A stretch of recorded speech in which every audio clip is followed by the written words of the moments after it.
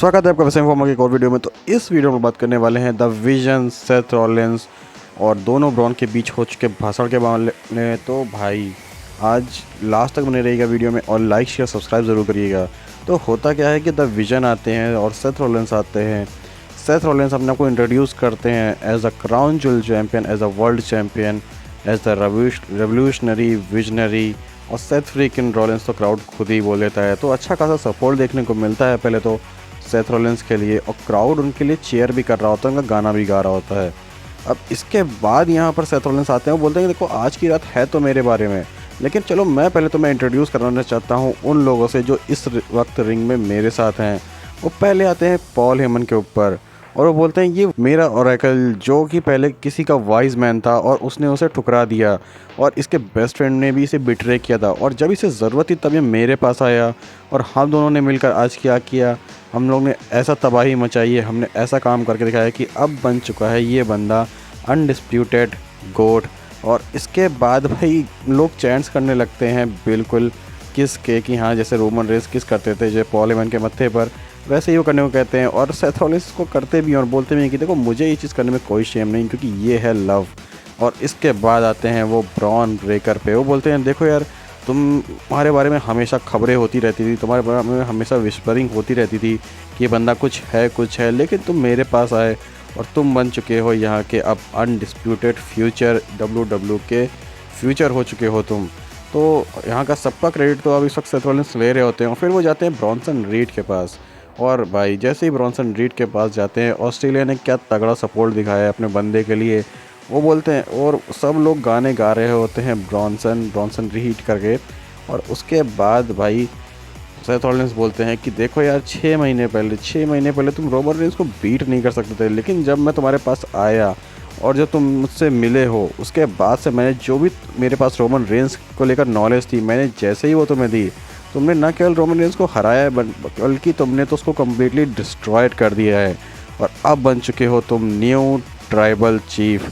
तो भाई new tribal chief भी घोषित कर दिया गया है ब्रॉनसन रीड को, और इसका फुल क्रेडिट ले रहे होते हैं आज सेथ रॉलिंस। बिल्कुल मतलब बंदा बिल्कुल हवा में उड़ चुका है आज यहाँ पर, और बहुत जगह उड़ता है आज मेन इवेंट आते आते। अब इसके बाद सेथ रॉलिंस आते हैं अपने ऊपर। वो बोलते हैं कि अभी अब मुझे किसके ऊपर आना चाहिए। तो यकीन करो इस वक्त मतलब सोचो सुलगाने के लिए पूरा क्राउड CM पंक के चैंट्स लगा रहा होता है। और इसके बाद वो बोलते हैं कि यार देखो तुमसे बस 2 क्वेश्चन पूछना चाहता हूँ, मुझे पता है तुम लोग स्मार्ट नहीं हो, लेकिन इसका जवाब देना। वो बोलते हैं बताओ कि कौन है सबसे अच्छा वर्ल्ड हैवीवेट चैम्पियन, और वो मैं क्यों हूँ ये भी तुम मुझे बताओ।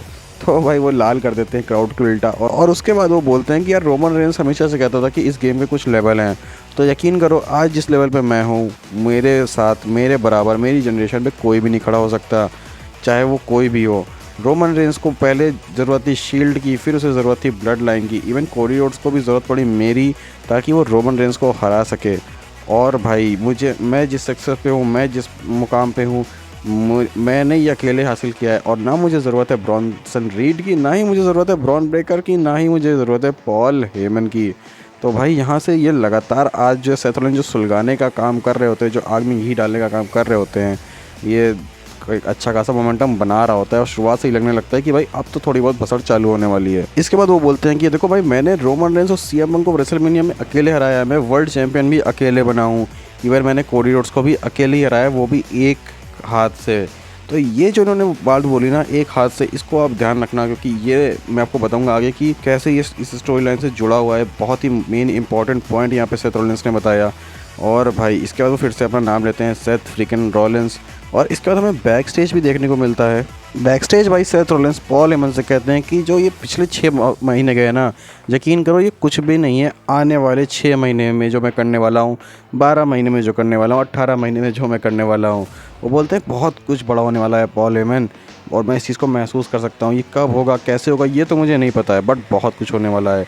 और तभी एंट्री करते हैं ब्रॉनसन रीड और ब्रॉन ब्रेकर। वो बिल्कुल शाबाशी देते हैं कि यार तुमने तो कमाल कर दिया है, और तुम लोग के आने से जो एनर्जी आ रही है भाई वो एक अलग लेवल की है, और तुम लोग बिल्कुल टॉप पर हो, इसको महसूस करो। और इसको बहुत कम लोग महसूस कर पाते हैं, और मैं जहाँ पर हूँ ना, मैं तो आसमान में हूँ भाई, तो मेरे तो लेवल पे कोई नहीं आ सकता। तो यहाँ से फिर से वो कहीं ना कहीं दिखा रहे होते हैं कि भाई वो बंदा सुपीरियर है। और भाई मैं अब यहाँ से आपको सीधे ले जाता हूँ जो मेन इवेंट में हुआ। मेन इवेंट में दोनों एंट्री करते हैं और ब्रॉन ब्रेकर ने क्या तगड़े 2 स्पेयर जड़े हैं। पहला तो जे उसो को भाई उस बंदे ने उड़ के लगाया है, और फिर जो बिल्कुल दौड़ते हुए जाकर रिंग साइड पे जो उन्होंने एलन नाइट को तोड़ा है ना, उसको देख के अलग ही लेवल का मज़ा आता है। उसके बाद मिलकर ये लोग तोड़ देते हैं सीएम पंक को भी। बट अब इसके बाद क्या होता है कि भाई यहाँ फिर से सेथ रॉलिंस अपनी बढ़ाई कर रहे होते हैं, बट फिर दिमाग ख़राब होता है हमारे ब्रॉन ब्रेकर का, और आउट ऑफ नो वेयर वो सडनली लगा देते हैं अपना spear to Seth freakin Rollins. और उसके बाद तो भाई बिल्कुल मतलब क्राउड पागल सा हो जाता है, समझ में नहीं आ रहा होता है क्या हुआ। और ब्रॉन्सन रीड का रिएक्शन तो अलग था, मतलब वो लग भी नहीं रहा था कि हाँ, वो ऐसा नहीं लग रहा था कि वो सरप्राइज़ है, बट हाँ वो ये भी नहीं लग रहा था कि बिल्कुल बस वो भी साथ में मिला हुआ है।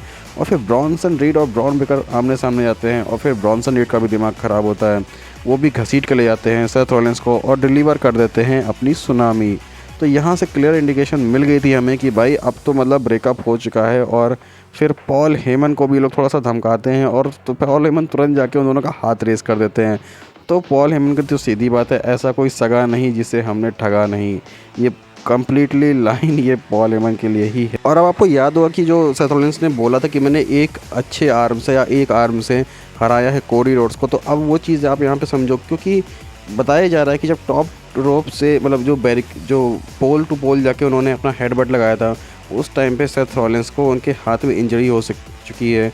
और भाई आज आप उनके हैंड को, या जो लेफ़्ट हैंड है उनको आप कम्प्लीटली दे सकते हो, आज उन्होंने उसको ज़्यादा यूज़ भी नहीं किया है। तो ये चीज़ें हमें सुनने को आ रही हैं। और भाई यहाँ से मतलब ये प्रॉपर स्टोरी लाइन आ रही है कि सेथ रॉलिंस इंजर्ड हो चुके हैं, और इसलिए उनको थोड़ा सा टाइम देने के लिए या फिर दिखाने के लिए कि भाई उनको आउट दिखाने के लिए ये चीज़ पूरा ब्रेकअप करा दिया, क्योंकि इतनी जल्दी इस फैक्शन को तोड़ना नहीं चाह रही थी WWE। बट कुछ चीज़ें होती हैं ना जो उनके हाथ में भी नहीं होती हैं, तो ये वही टाइम था। ये थी मेरी पहली आपकी जो मैंने आपको बताया कि ये हो सकता है। बट सेकंड पॉइंट हो सकता है कि याद होगा कि इससे पहले भी एले नाइट के टाइम फेक इंजरी की थी क्रिएट हमारे सेथ रॉलिंस ने, और उसके बाद वो वापस भी आते हैं और रूल्स ऑफ द सेंचुरी भी करते हैं। तो यहाँ भी वही चीज़ लग रही है कि भाई ये फिर से इस इंजरी को फेक कर रहे हैं, और क्योंकि सीएम पंक के पास टाइटल ना जाए और सीएम पंक से फिर से ना लड़ना पड़े, तो उस चक्कर में ये चीज़ की जा रही है। तो कहीं ना कहीं दूसरी पॉइंट ये भी है।